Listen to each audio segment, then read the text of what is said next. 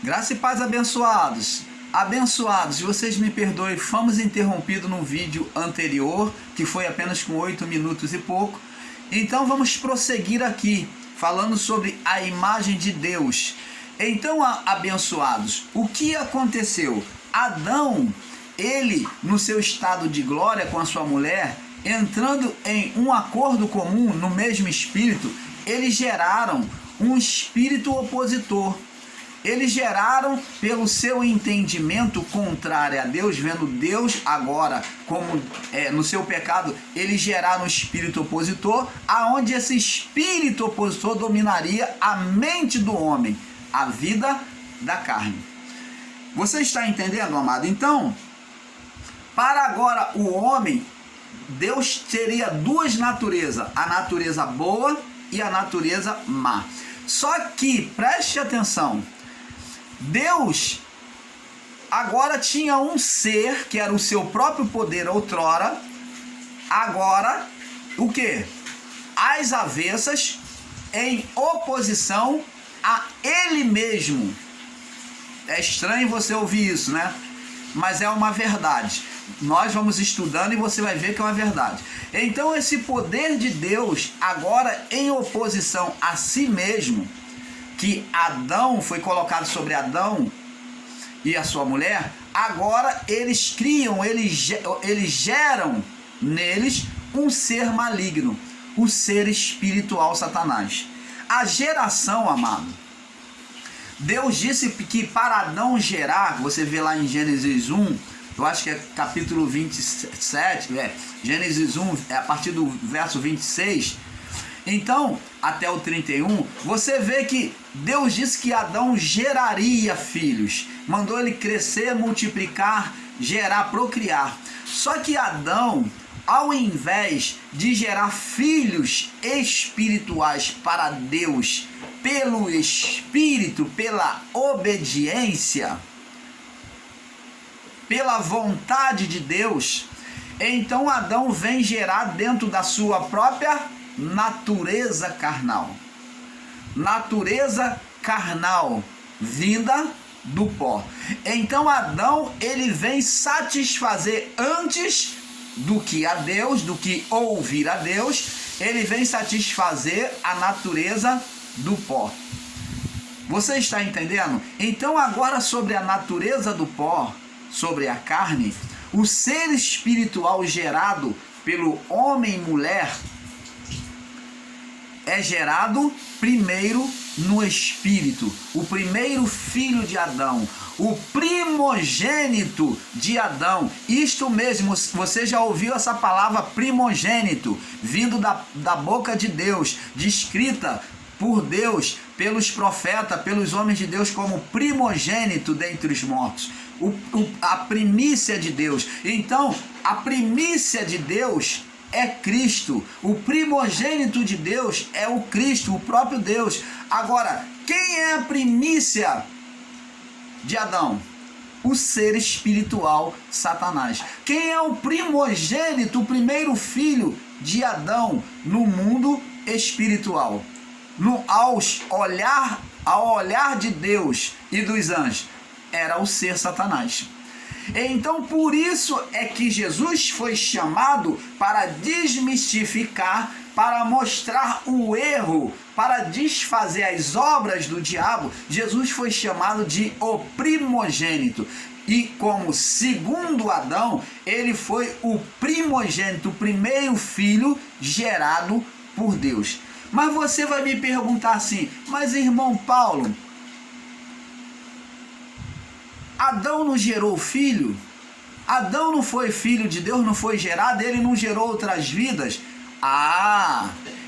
Com o entendimento, nós vemos que nós estamos aqui falando de filhos gerados no mundo espiritual.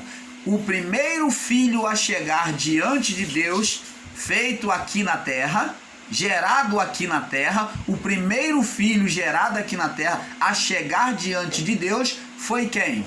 Cristo. Por quê? Porque os outros espíritos permaneciam sob estado de morte.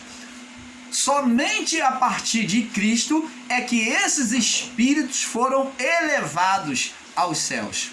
Todos eles, de Adão até a cruz, somente após a ressurreição de Cristo é que Cristo, me perdoe, é que esses espíritos chegaram diante de Deus. Por isso Jesus ele foi chamado primícias dos que dormem, porque ele foi o primeiro a chegar diante de Deus, a ressuscitar. Ele foi o primeiro ressuscitado, ele foi o primeiro a chegar diante de Deus. Somente por ele, após ele, é que os espíritos seriam elevados à presença do Pai. Você está entendendo? Por isso ele é a primícia dos que dormem, ele é primogênito dentre os mortos. Ele é o primogênito de Deus, o filho primogênito, o primeiro filho de Deus. Então a palavra primogênito quer dizer primeiro filho. Mas se você for olhar, quem era para ser o primeiro filho de Deus, que veio no estado espiritual, era para ser Adão. Mas Adão deixou de ser filho, caiu em estado de condenação, gerando filhos dele no estado de condenação. Então, agora, por Adão, sairia sim filhos carnais e também filhos espirituais, mas não no estado perfeito. Ainda os filhos, chamados filhos de Deus, gerado para o estado espiritual, que teriam prazer na lei de Deus, em obedecer a Deus, esses ainda assim teriam o quê?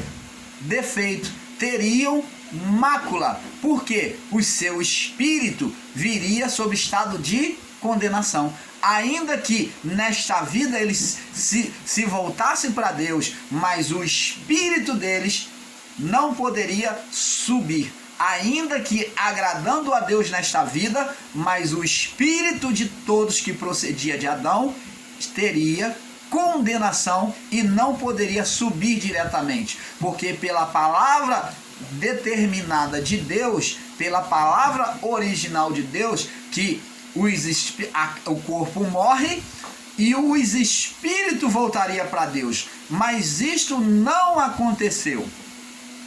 Houve um aborto espiritual. Então os espíritos ficavam retidos no túmulo e os espíritos dos santos, né, eles estavam no conhecido seio de Abraão, lugar de repouso, aonde os espíritos estavam em estado de dormência, como dormindo, esperando e aguardando serem elevados aos céus. Você está entendendo, amado? Agora vamos sair, como nós saímos um pouco do tema, foi só para você ter um entendimento. Nós vemos que agora existe dois entendimentos de Deus na mente, na imagem do homem. O entendimento de um Deus bom e de um Deus mau, existindo sobre a natureza da carne o ser Satanás. Por que que o homem passou a ter o entendimento de um Deus mau? Porque ele, de fato, sentiu a presença, ele suscitou pela sua mente, em oposição a Deus, junto com a mulher, um Deus mau. Então, agora, diante daqueles que diz que Deus cria o bem e Deus cria o mal, como Jó, como servo de Jó, que receberíamos o bem e não o mal de Deus, vamos ver se Tiago, ele concorda com isso. Vamos lá no livro de Tiago, mais uma vez, Tiago capítulo 1, no verso 12. Vamos ler do verso 12 em diante. Bem-aventurado o homem que suporta a tentação. Falando como o próprio Jó, que é bem-aventurado os que resistem à situação contrária, à situação de oposição espiritual. Porque quando for provado, então se você suporta a tentação, a oposição espiritual, oposição da vida, né? A tentação, a prova, né? Que vem contra você, Não é Deus. Ele vai dizer aqui. Ele diz aqui, porque quando for provado, receberá a coroa da vida. Aqui está acerca da tentação do sofrimento da vida por amor ao Senhor, tá? O qual o Senhor tem prometido aos que o amam. Agora ele diz aqui no verso 13: ninguém sendo tentado, diga. Ó, está dando um conselho. O bispo e apóstolo Tiago, apóstolo e bispo Tiago diz: ninguém ao ser tentado a passar por provação, diga: de Deus sou tentado, ou Deus me está me levando à provação. Estou passando uma prova, irmão, estou passando pelo vale, é Deus que me botou numa prova. Isso não é verdade, e essa confissão é maligna e carnal. E diz assim, porque Deus não pode ser tentado pelo mal. Ele fala, não faça isso. Não diga que é Deus que está te botando na prova. Não diga que é Deus que está te provando. Não diga que é Deus que te botou no vale. Você do sistema religioso que usa essa linguagem, né? Você que usa esse jargão de dizer que estou passando uma prova, estou passando na prova dando glória a Deus. Esse jargão é maligno. É maligno, porque como se Deus estivesse te botando na prova. Deus não te bota na prova. Você deve passar pela prova dando glória a Deus, sim, mas não considerando que é Deus que te botou na prova. Te botou num vale, como você usa o jargão, você do sistema religioso. E você que está em graça, que tem ensinado que tudo é Deus. Você que diz que o homem já traz um karma. Você não usa essa palavra karma, mas o que você confessa é que o homem já traz um karma de ser o mal, o homem mau, de ser ímpio, de ser maligno, e Deus não faz assim. Isso não é verdade, porque diz que de Deus sou tentado, porque Deus não pode ser tentado pelo mal. Ó, Deus, o mal não pode chegar lá e fazer Deus ser mal. Opa! Quando o ser Satanás chegou diante de Deus e falou, toca nele e verás se não blasfema de ti na tua face. Deus foi lá e foi induzido pelo Satanás. Ele tocou? Ele tocou? Não. Quem tocou? O ser Satanás. Então, a palavra de Tiago bate, porque Deus não se deixou ser tentado por Satanás. Ele não tocou, porque ele sim tinha legalidade de tocar em Jó. Mas ele não tocou. Ele falou, não, eu não vou tocar, mas eu te dou legalidade para você tocar. Ele estava tocando? Não. Ele apenas confiou no seu servo. Ele confiou, como Paulo diz, porque o amor tudo crê, tudo sofre, tudo suporta. Deus creu em Jó, na fidelidade de Jó. Tanto que na segunda vez Deus falou, ele ainda mantém a sua integridade diante de mim. Você me incitou contra ele para permitir que você tocasse, mas ele ainda mantém a sua integridade, um homem íntegro, reto, temente a Deus, que se desvia do mal. Deus mais uma vez testemunhou acerca de Jó. Não foi Deus quem tocou. Deus não pode ser tentado pelo mal. O mal pediu para tocar, mas Deus não tocou. Deus é soberano. Ele falou, você quer tocar? Então vai lá e toca, porque eu confio nele. Isso, o toque, a ordenação de Deus, a permissão de Deus em dar legalidade ao mal de tocar, demonstra a confiança de Deus no seu servo. O amor de Deus para com o seu servo Jó.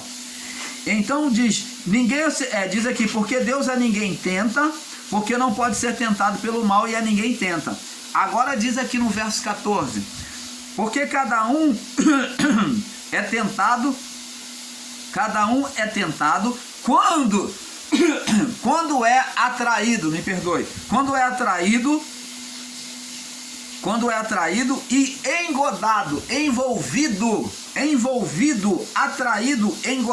envolvido pelas próprias vontades carnais, concupiscência. Verso 15, depois, havendo a concupiscência, a vontade, o desejo carnal concebido, dá a luz ao pecado. Então você vai ver que então depois disso tudo vem as consequências. Então vai se conceber, depois de o desejo ter nascido, dá a luz ao pecado. Como vimos, Eva viu, ela pensou, fez mau juízo de Deus. A tentação começou aqui, na mente. Ela foi tentada por si mesmo, pela sua própria natureza humana. Ela pensou mal de Deus. Deus não quer que a gente coma. Deus é mentiroso.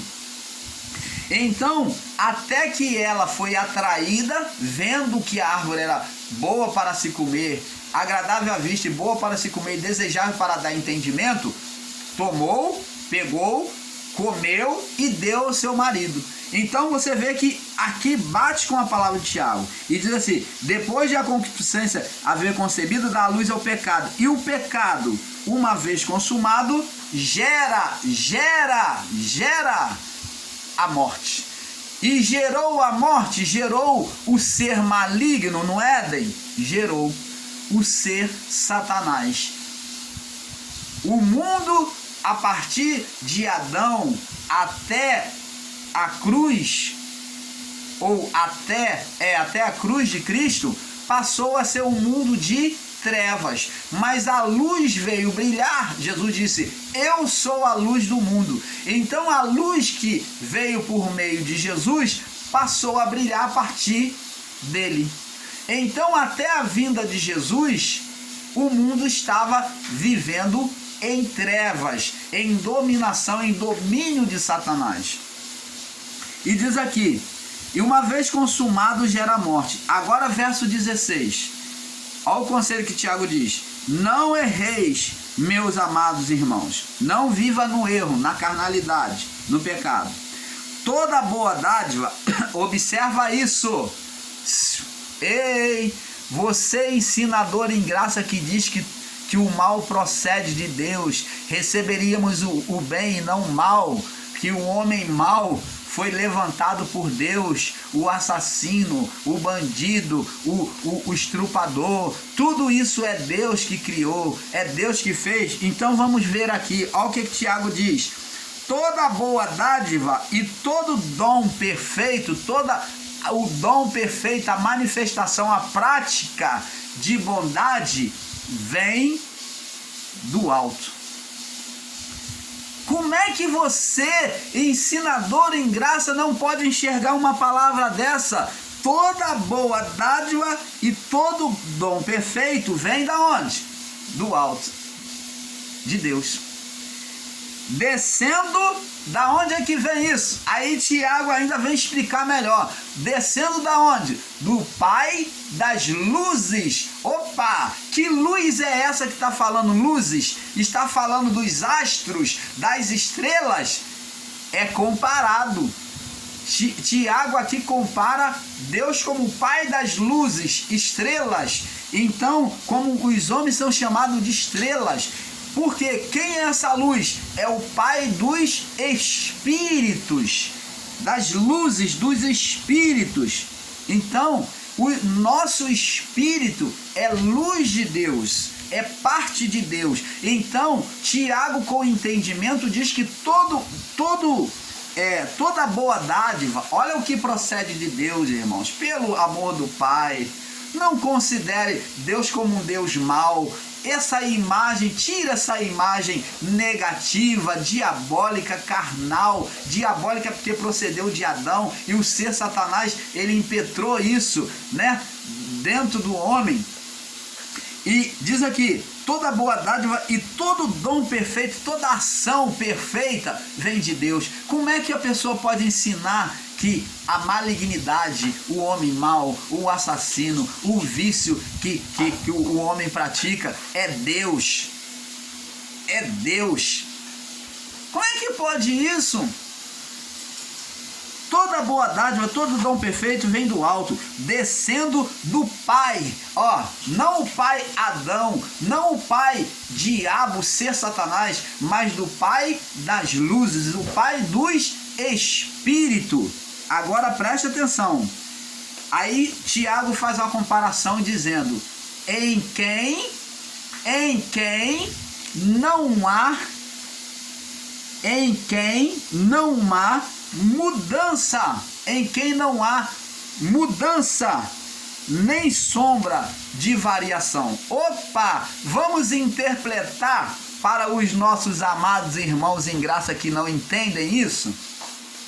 Está dizendo, irmãos, que em Deus, independente dos astros, que somos nós, que sofremos mudança, variação pelo curso, pela órbita celeste, os astros, eles sofrem variação, eles criam sombra, como o Sol, ele faz sombra na sua variação, a Lua, as estrelas fazem variação, eles mudam o seu estado. A variação, a sombra aqui sobre a Terra. Nós somos esses astros, o Pai das luzes, nós somos essas luzes, os espíritos. E em nós, no homem, sempre vai haver variação. O homem hoje está bem e está dando glória a Deus, está cheio de fé, mas no outro dia está caído. Está com a fé brocochô, não está mais com aquele ânimo. O homem um dia está feliz e outro dia ele está triste. Variação humana. O homem, ele constrói e ele destrói. Ele edifica e daqui a pouco ele derriba abaixo e constrói um maior, um edifício maior. O homem, ele evolui, ele varia na imagem da sua mente. É isso que o apóstolo Tiago está dizendo, que na mente humana, a imagem nossa, ela sofre variação, que o homem varia, tem variação, mas Deus muda, ora é mal e ora é bom? Não. Aqui Tiago está dizendo que nele não há variação. Ele diz aqui, em quem não há mudança, Deus ele é imutável. É um dos atributos de Deus, porque ele mesmo falou, eu sou o Senhor Deus, lá no livro de Malaquias, ele diz, eu sou o Senhor Deus, e não mudo, ele é o mesmo para todo sempre, porque ele é o mesmo para todo sempre, ele é o mesmo, nele não há variação. E como se pode ensinar um Deus de mau humor? Um Deus que escolhe um e condena o outro. Isso não é apresentar um Deus bipolar, um Deus preconceituoso, um Deus que escolhe um e condena o outro? Opa! Um Deus que, num certo dia, ele desejou criar, ele criou a natureza tudo perfeito, mas em relação ao homem, ele chega e fala, não, hoje eu não estou de bom humor, vou criar esse daí como filho da perdição. Hoje eu estou feliz, hoje eu estou de bom humor, então esse daí eu vou fazer ele filho da salvação. É assim que você vê o seu Deus? É esta imagem de Deus que você tem feito no seu coração? Na sua mente? Um Deus de bipolar? Um Deus preconceituoso? Um Deus que escolhe? É essa? Um Deus que cria um para ser um vagabundo? Um que cria um para ser doente, um que cria um para ser sadio, um que cria um para ser viciado, um Deus que cria um para ser um professor, um médico, mas o outro não, o outro vai ser mendigo. Deus criou assim, tudo é Deus. É isto? É esse Deus? Que Deus é esse? Que maestro do universo é este que toca a música toda desincronizada, aonde de um lado tem um que grita e o outro toca afinado? Que maestro do universo é esse Deus que tem a sua banda, a sua orquestra toda desafinada? Quando a música, a melodia, ela não se encontra, não há um sincronismo. Que maestro é esse do universo? aonde não há sintonia nessa música, nessa canção divina, aonde os anjos glorificam a Deus numa canção acentuados. Que Deus é esse? Não há sincronia na sua criação? Ele criou uma criação fora da sintonia? Divergente um outro. Então Deus cria um para ser divergente, inimigos um do outro. É isto que você está ensinando? Um Deus que cria facção, divisão, diferença? Isso foi Deus que criou? Não. O homem sofre variação por causa do entendimento de Deus na mente. Uma imagem errada de Deus, como esses ensinadores em graça estão ensinando errado e equivocados acerca de Deus. Em Deus não há nenhuma, em quem não há nenhuma mudança, nem sombra, nem sequer sombra. Essa mudança e sombra está relacionada colocando os homens como astros, como estrelas nos céus, em quem sofre a rotação do cosmos. Mudança, os astros, as estrelas, né? Vai rodando, criando sombra. Nós fazemos sombra, nós temos variação. Hoje estamos bem, amanhã podemos estar mal. Hoje estamos saudáveis, amanhã estamos sentindo uma dorzinha aqui. Amanhã estamos mal-humorados, amanhã estamos tristes por uma má notícia. Mas Deus, Ele não sofre nenhuma variação. Se você obedece a Ele, Ele vai ser do mesmo jeito. Se você não obedece, Ele continua sendo o mesmo. Ele não fica triste quando você fica triste. Ele não fica feliz quando você fica feliz. Ele é feliz. Deus é luz. Então, nele não há trevas nenhuma. Como que se pode ensinar um Deus de variação? Você está entendendo, amado?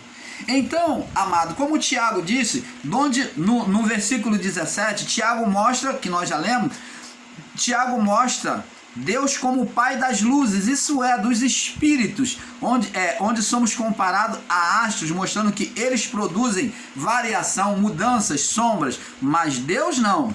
Veja que Tiago está afirmando que Deus não é como um homem que muda em sua decisão, pensamentos a todo tempo.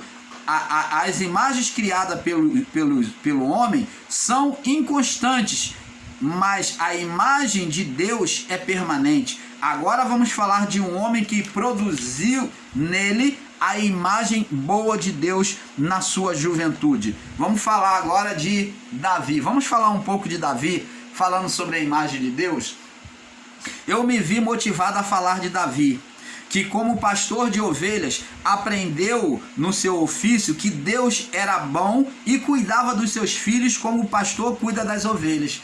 Então Davi se comparou a Deus.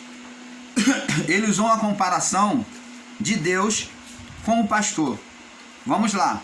Ele sendo pastor, ele comparou sobre um salmo. Vamos lá no Salmo 23, que é o salmo muito conhecido, né, que fica aberto na estante de muitos.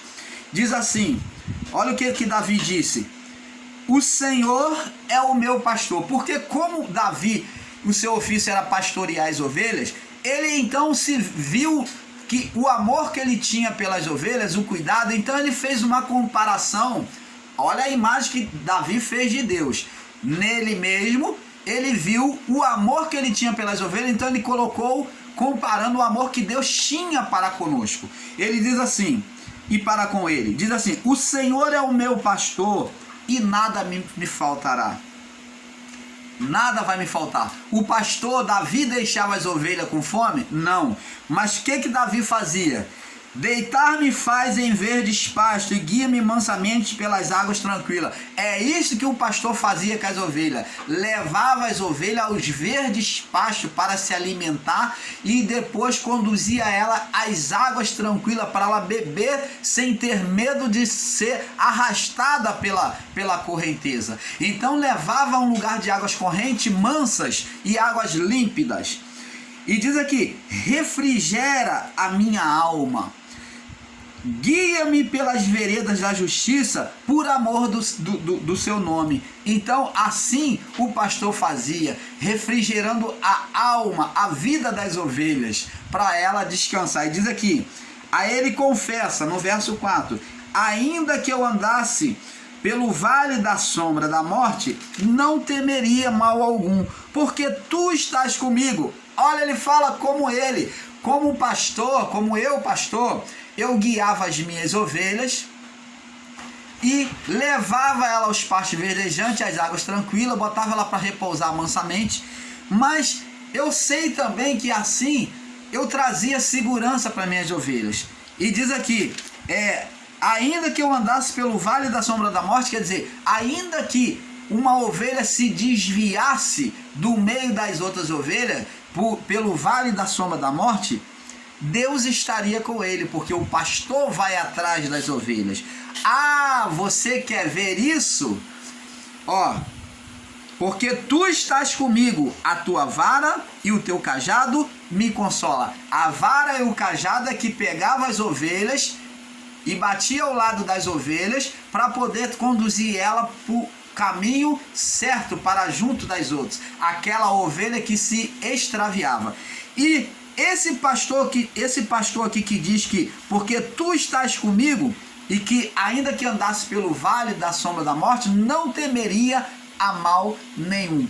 Nós vemos isso no pastoreio, no ministério de Jesus, Jesus se portando como pastor. Lembra que ele disse, eu sou o bom pastor.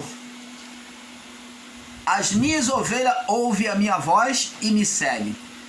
Porque o bom pastor, ele fala depois, eu sou o bom pastor, porque o bom pastor dá vida pelas ovelhas. Vamos ver se isso é verdade? Vamos lembrar aqui, lembra da passagem que eu já citei lá, de Mateus 16, aonde Jesus manda os discípulos atravessar para o outro mar, para a cidade de Betsaida, para o outro lado do lago. Então, Jesus estava ali, após a multiplicação, Jesus manda os discípulos atravessar, e ele está ali na praia, num pequeno monte próximo à praia, orando, e já é de tardinha, e então, quando chega, quando ele termina a oração, já está anoitecido, e não tem nenhum barco na praia para ele ir de encontro aos discípulos. O que ele faz? Ele não desejou no seu coração, não permitiu deixar os discípulos sozinhos. Pastor de encontro às ovelhas que estava distante. Então, os discípulos em meio ao mar, sendo açoitados pelo vento, porque Jesus viu no mar que o vento estava batendo forte. Então Jesus foi como pastor, caminhando sobre as águas de encontro às ovelhas, aos discípulos. E isto faz um paralelo ao que Davi falou. Porque disse aqui, o verso 4, ainda que eu andasse pelo vale da sombra da morte, os discípulos em meio àquela tempestade, mesmo sendo pescadores experientes, estavam temerosos, com medo. Então Jesus vem de encontro a eles. Você vê que o pavor e o medo deles estava tão grande para pescadores, é de se estranhar. Então a tempestade foi muito violenta. Então eles estavam tão temerosos que quando Jesus veio caminhando por cima das águas, eles fizeram uma imagem errada de Jesus, né, que tem a representação de Deus. Então eles fizeram uma imagem errada de Jesus, dizendo que era maldição, que era um demônio, um fantasma. Você está vendo a imagem diante do medo, diante da imagem que estava na cabeça deles, que o ser Satanás criou na cabeça deles pelo medo? Observou Jesus ao longe como um fantasma. Todos eles gritaram, um fantasma! E Jesus disse, aqui calma, sou eu.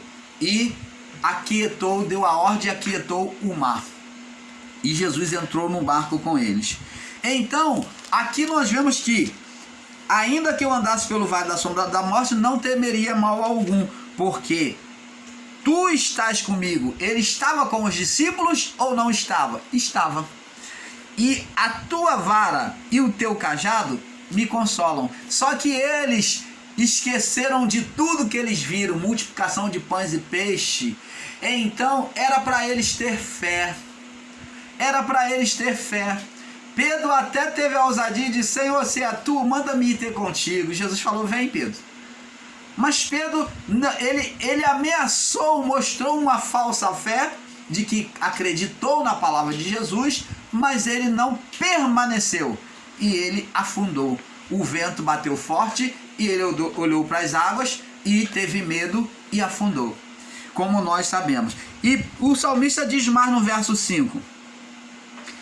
Ele diz aqui no verso 4, a tua vara e o teu cajado me consola. Vara e cajado não consola ninguém, mas o consolo que Davi está dizendo é que pela vara e pelo cajado trazia a ovelha para o lugar seguro, e também pela vara ou pelo cajado também se afugentava os animais que tentavam atacar as ovelhas. Jesus também afugentou o mal em meio ao mar por 2 vezes. Uma vez os discípulos estavam no meio do mar e ele caminhou sobre as águas, e outra vez, a caminho de Gadara, ele estava dormindo e Jesus afugentou o mal, né, de Satanás que tentava virar o barco. Você está entendendo? E diz aqui no verso 5 dos Salmos, preparas uma mesa perante mim, na presença dos meus inimigos.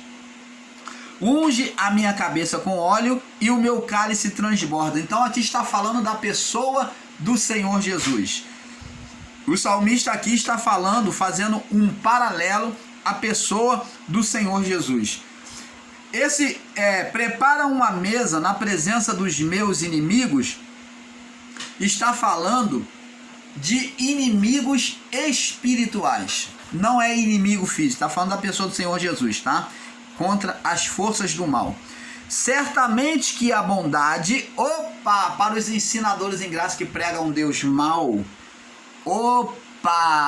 observa isto vai contra o seu ensino. Você que fazia um juízo que Deus, ele é bem e ele é o mal, ele faz o bem e faz o mal, te põe na moeda. Diz aqui, certamente que a bondade, aquilo que é bom, e a misericórdia me seguirão todos os dias da minha vida, porque esta é a vontade de Deus.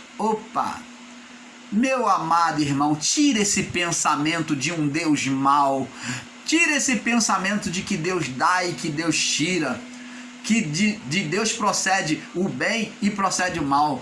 De Deus só procede o bem, Deus só dá o bem. Certamente que a sua bondade e misericórdia me seguirão todos os dias, e habitarei na casa do Senhor, diante do Senhor, por longos dias. Você está entendendo, amado? Abençoados. Agora vamos lá para o livro de Salmo 91. Outro salmo de Davi. Outra confissão de Davi. Vamos agora para o Salmo 91. Maravilha do Pai. Maravilha do Pai. Salmo 91, olha o que o salmista diz aqui. Agora vamos ler, vamos entender o Salmo 91, ditado pela boca do salmista Davi. Aquele que habita no esconderijo do Altíssimo. Quem é o Altíssimo? Deus. Como está escrito lá no livro de Isaías 14. Subirei acima nos céus, acima do Altíssimo, e farei minha morada. Foi o que o ser Adão desejou com a sua mulher, ser igual a Deus. E diz aqui: aquele que habita no esconderijo do Altíssimo, aquele que mora, que está diante de Deus, que busca habitar diante de Deus, a sombra do Onipotente descansará. Então o salmista Davi está dizendo que a sombra de Deus, o que é essa sombra de Deus? Essa sombra de Deus é a figura do Cristo. É a figura do Cristo. Essa palavra aqui é uma palavra profética sobre uma palavra escatológica sobre aquilo que haveria de acontecer. O salmista diz: aquele que mora, que se abriga no esconderijo do Altíssimo, que busca a Deus, estar diante da presença de Deus, satisfazer a Deus, a morada de Deus, descansa, a sombra do Onipotente descansará. Então, isso daqui é uma palavra profética, né? Escatológica, acerca do próprio Jesus, que é a sombra do Onipotente. Ele foi a sombra de Deus, a retratação, a imagem de Deus, a sombra de Deus que foi feita aqui na terra. E diz aqui: direi do Senhor, Ele é o meu Deus, Ele é o meu Deus, meu refúgio, minha fortaleza, e nele confiarei. Olha, imagem perfeita de Deus. Porque Ele te livrará do laço do passarinheiro e da peste perniciosa. Opa! Como é que os irmãos dizem que tudo é Deus, então tem que aceitar tudo que acontece na vida, que tudo é Deus? Mas está dizendo que Ele vai livrar do homem mau, vai livrar do passarinheiro, que é o homem mau, as tramas feitas ocultas, da feitiçaria, ainda que alguém deseje um mal contra aquele que crê em Deus, que faz do Senhor a sua morada. Então, o que vai acontecer? Vão tentar fazer trabalho de feitiçaria, vão desejar o mal, vão rogar, vão praguejar, mas o laço do passarinheiro não vai servir de nada, porque está escrito: Ele te livrará do laço do passarinheiro e da peste perniciosa. Mas fica aí uns crente bobo do sistema religioso que fica com medo de macumba, e quando a pessoa chega na igreja, ele só fala porque Deus te livrou de um trabalho de macumba, Deus te deu o livramento, com medo de macumba. Amados, o livramento de Deus é automático. É automático, é como uma fumaça que se desvanece diante daquele que tem Deus. O mal é como uma fumaça que se desfaz, porque não permanece diante de Deus, na pessoa que tem Deus. Você não tem que ter temores nenhuma, e o salmista vai dizer aqui: porque Ele te livrará do laço do passarinheiro e da peste perniciosa. O mal que vem, como a Covid-19 está aí, então está aí, você não tem que temer a peste, você não tem que temer, você tem que apenas confiar em Deus. Só vai te alcançar aquilo que Deus permitir, mas não por vontade de Deus. Mas se Deus permitir, como permitiu vir sobre a vida de Jó, é para o seu aprendizado, ou para Deus te recolher. E aí é vontade soberana de Deus. Mas isso não quer dizer a todo tempo, literalizando, que Deus quer recolher todo mundo, que tudo é Deus. Uma coisa é permissividade, outra coisa é vontade. Ele te cobrirá com as tuas penas. Então, mostra como no Espírito Santo que pairava sobre as águas. E Jesus fala: como a galinha junta os pintinhos debaixo das asas, assim eu tenho juntado a vós. Ó, Ele te cobrirá com as tuas penas, e debaixo das tuas asas te confiarás, estarás seguro. A tua verdade, né? A tua palavra será o teu escudo, será a tua proteção. Então, você que despreza a palavra do Pai está aqui. A palavra de Deus é a nossa segurança. É ela que nos dá força para combater contra as oposições espirituais nesta vida. ela é escudo e broquel. Não terás medo do terror da noite. Ó, tem gente que tem medo aí do mal aí de noite. Tem gente que tem medo das aparições, das anunciações do mundo, dizendo que vai vir um mal aí que tá para vir sobre a população, que vai fazer isso. Isso é chamado de terror da noite. E nem seta que voe de dia, nem peste que ande na escuridão, nem mortandade que assola ao meio-dia. 1000 cairão ao teu lado. Ó, muita gente vai cair. E 10.000 à tua direita, mas não chegarão a ti. Opa! Se você está com Deus, você vai ver pessoas sendo atingidas, mas você tem o entendimento, tem uma imagem perfeita de Deus, você não vai ser atingido. Somente com os teus olhos contemplarás e verás a recompensa daqueles que não têm entendimento de Deus, dos ímpios, daqueles que vê Deus como um Deus mau. Porque tu, ó Senhor, é meu refúgio. No Altíssimo fizeste a tua habitação. Nenhum mal te sucederá, nem praga alguma chegará à tua tenda.